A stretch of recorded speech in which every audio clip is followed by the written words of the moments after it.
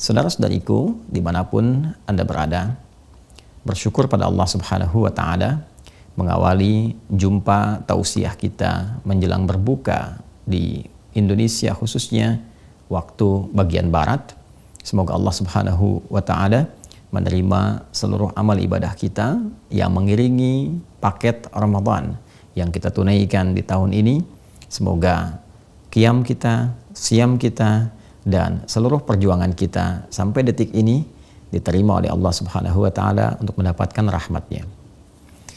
Ada yang menarik di waktu menjelang berbuka dalam paket Ramadan, khususnya saat Nabi Muhammad SAW memberikan satu informasi besar yang mengandung rahasia yang sangat istimewa terkait keutamaan orang yang berpuasa, khususnya pada saat ia akan berbuka.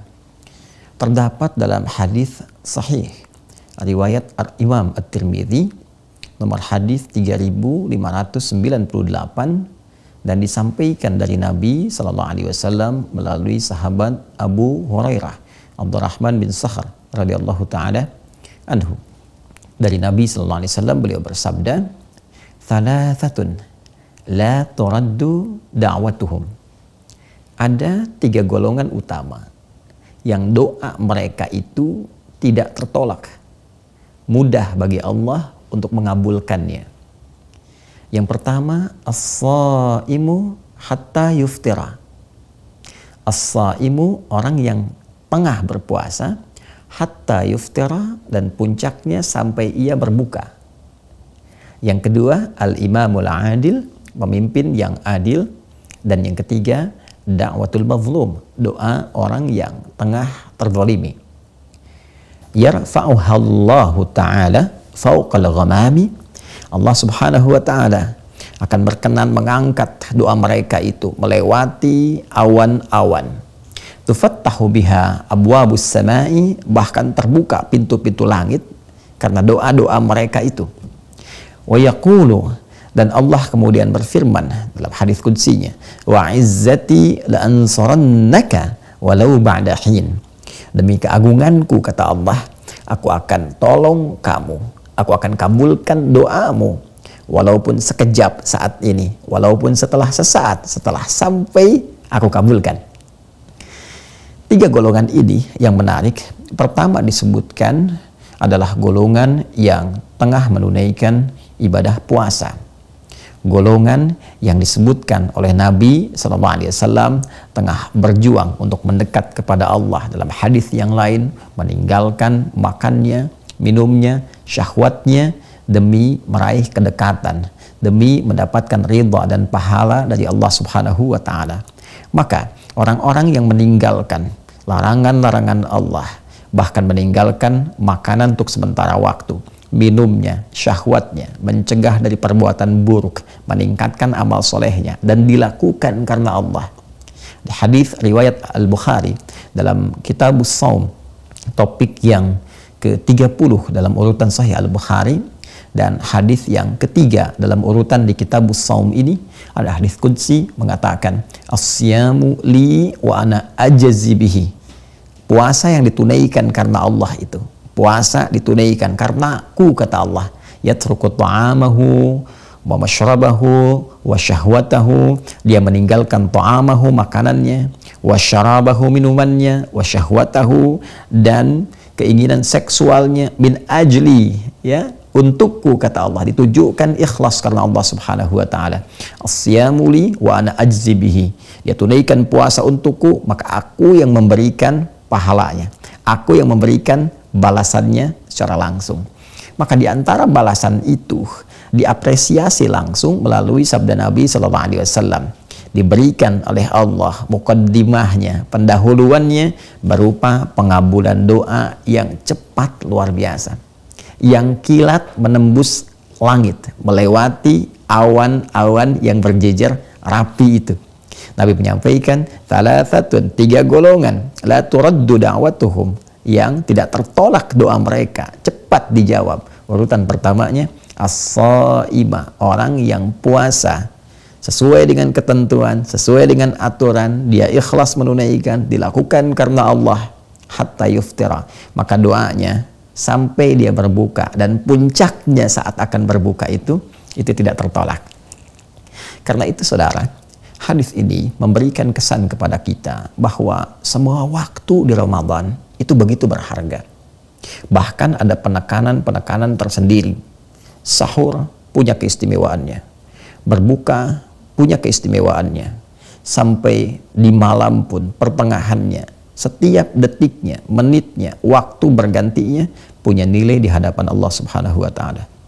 Dan kini waktu-waktu menjelang berbuka, saat-saat ini kita sedang berinteraksi, berbincang, ada informasi yang sangat penting yang ditekankan oleh Rasulullah SAW. Isi setiap waktu saat engkau berpuasa itu, dari mulai terbit fajar sampai dengan menjelang terbenamnya matahari itu, dekat-dekat ke waktu berbuka itu, perbanyak doa. Khususnya waktu saat akan berbuka itu. Ketika mulai tiba waktunya, azan dikumandangkan, tiba waktu maghrib, maka itu puncaknya saat doa itu sulit tertolak. Saat doa itu akan cepat dikabulkan. Mohonlah kepada Allah. Mintakan apa yang boleh jadi selama ini. Hajat kita yang dulu ingin dimohonkan, yang boleh jadi belum sampai kita terima, belum terkabulkan karena alasan-alasan tertentu yang sesuai dengan maslahat kita. Mintakan saat ini. Boleh jadi ini waktunya. Boleh jadi ini kesempatannya. Dengan menunaikan ibadah siam itu, kemudian kita bermohon, dan puncak saat berbuka, maka disifati di hadis lain. Di Al-Bukhari nomor hadis 1904. Di hadis Muslim nomor hadis 1151. Dan periwayatnya itu sama. Sahabat Abu Hurairah, Abdurrahman bin Sahar radhiyallahu taala anhu, seakan-akan hadis satu dengan yang lainnya saling mengonfirmasi.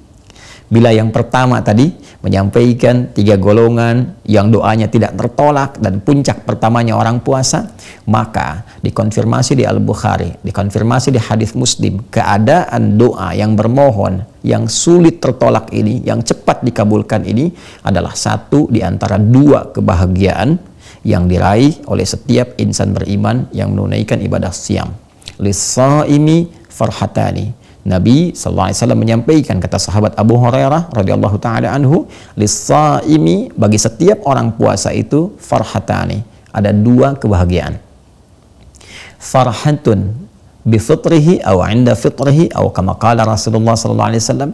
Kebahagiaan pertama yaitu akan dirasakan pada saat dia berbuka.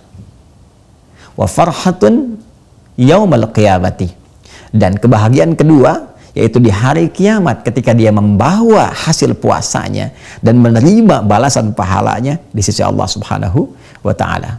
Yang paling menarik adalah bagian pertama dari hadis ini, farhatun 'inda fitrihi atau farhatun bi fitrihi. Kebahagiaan pertama dia raih saat dia berbuka itu. Mengapa orang puasa bahagia saat dia berbuka? Bukan sekedar puasanya tuntas ditunaikan, menahan laparnya, hausnya, menahan syahwatnya, semua itu berhasil dia tunaikan dengan baik. Perjuangan dia telah lalui. Begitu berbuka dan diawali dengan adzan itu sebagai penanda Allahu Akbar, Allahu Akbar, senang, nyaman, enak, nikmat, sampai-sampai terasakan tenggorokan sebentar lagi ini keringnya itu akan hilang. Ya, dahaganya itu akan hilang, haus itu akan sirna, sebentar lagi bisa minum, bisa makan, bisa cicipi ini dan itu, ya. Sehingga kita katakan dhahabadh dhama'u wa btallatil uruqu wa thabatal ajru insyaallah, kan? Bukan hanya itu. Tapi puncak kebahagiaannya adalah pada saat doa yang ia panjatkan itu berpotensi cepat dikabulkan oleh Allah Subhanahu wa Ta'ala. Benar, orang puasa jangankan minum, dengar adzan saja itu setengah hausnya bisa hilang, setengah laparnya bisa hilang. Karena itu dia berkata, dhahabadh dhama'u wa btallatil uruqu. Kering tenggorokan itu, rasa haus itu akan sirna sebentar lagi. Dengan mendengar adzan hilang tuh, ya. Tapi yang kedua itu, yang paling penting untuk kita ketahui bahwa ada doa yang pada saat bersamaan itu akan dikabulkan. Ada keinginan-keinginan kita yang sulit untuk tertolak dengan syarat yang pertama, benar kita menunaikan puasanya. Karena tidak semua orang-orang yang diberi kesempatan untuk berdoa itu boleh jadi cepat terkabul karena syarat yang mengiringinya tidak ditunaikan dengan baik.